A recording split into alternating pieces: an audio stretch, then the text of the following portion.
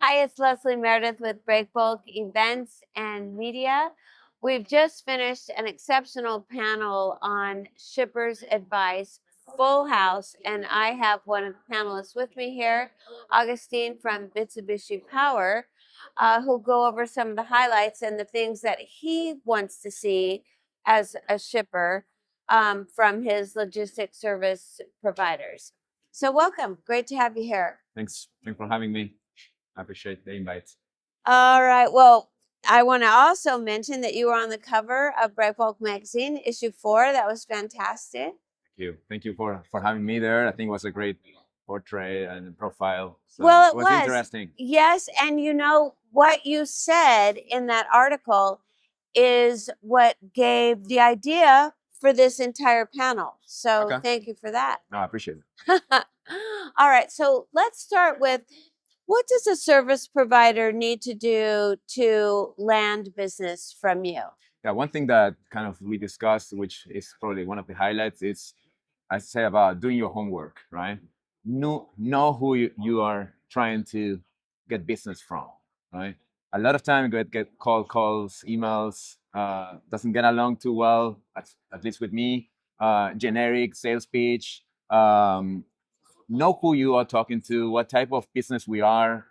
Mitsubishi Power, we're certainly not on the car manufacturing side of the business, right? We're on the power generation.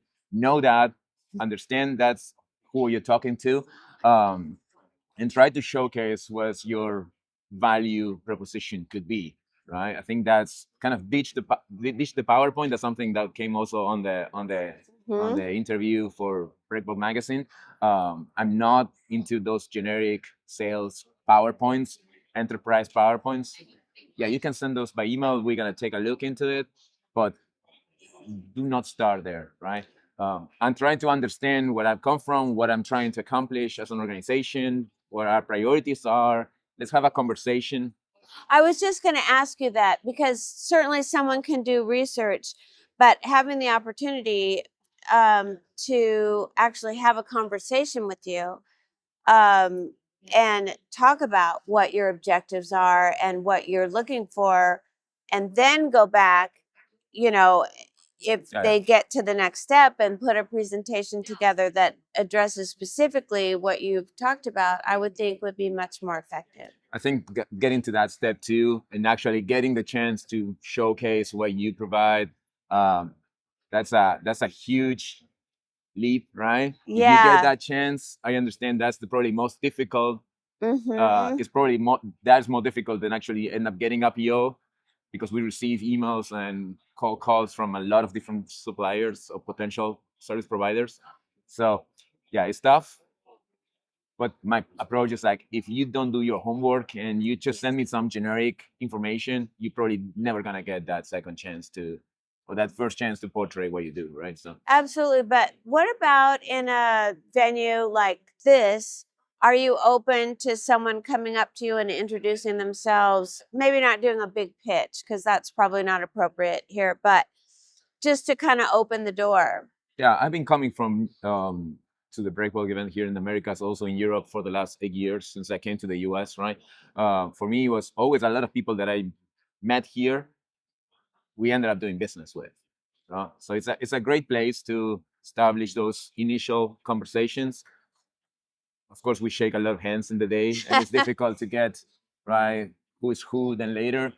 But first impressions always count too, right? So there's a lot of people that I met here at this show, this event, that we end up doing business over the years at Mitsubishi or previous companies that I work for. So I Excellent. think it's a great event and show to showcase your services.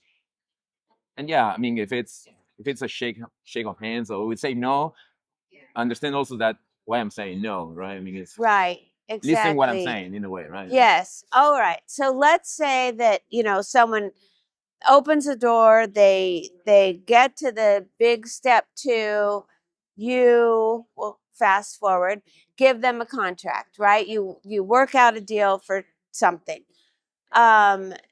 So now what do you expect from them? Accountability, I would say.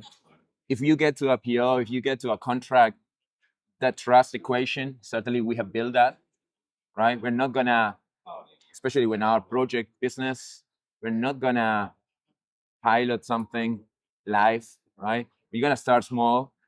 We're talking there at the panels. Hey, you probably as a new or outsider service provider, you're not gonna get my gas turbines, my sexy heavy lift items, right? You're probably gonna start small. You're gonna develop that trust, and I expect is communication, ownership, that you're gonna be there when the times get tough, right?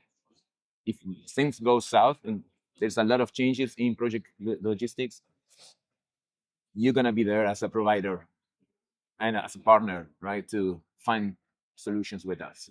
Right. And I think that's an interesting approach, because if you have, a smaller sort of cargo or less valuable however way you want to look at that, it's not as risky for you and not as risky for the service provider either. Their chances of, coming out successful at the end of that job are, I would think, much higher, and to move along and really learn what you need. And we have different It's a good verticals thing. too, right? So we certainly focus here on projects, right? But under my responsibility, we have all the inbounds shipments to support our manufacturing in Georgia. We do have our service business, which is more about parts and long-term contracts that we support customers, right? Field service and outages and so on. So maybe start that more on the general logistics side, and the evolution will become to be a project logistics provider. If you have the capabilities, that probably is a safer place to start.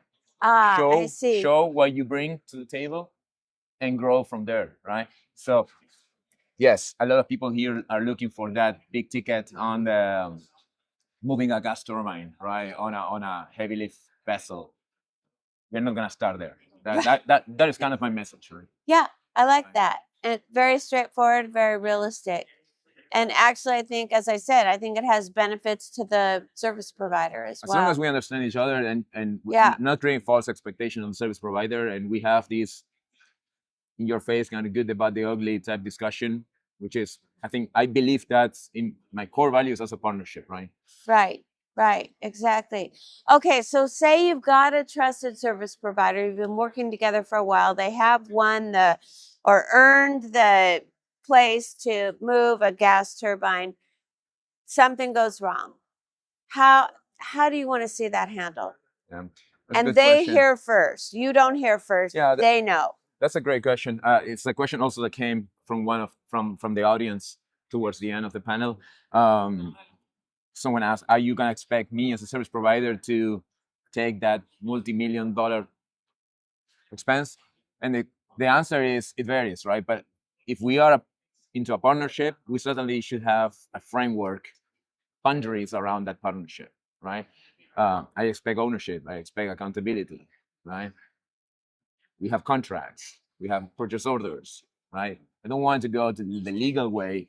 I'm gonna certainly expect a call, right, to my team, to whoever you're working on at the operations level. Let them know what happened. Let them know first, right? If it's an emergency, do you want to know right away? Oh yeah, of course. No matter what time it is. No matter what time it is, right? When it comes to projects, when it comes to critical movements, I want to know right away. I want to know before everyone else knows. Okay. Right. So that's that accountability, that communication, that goes a long way.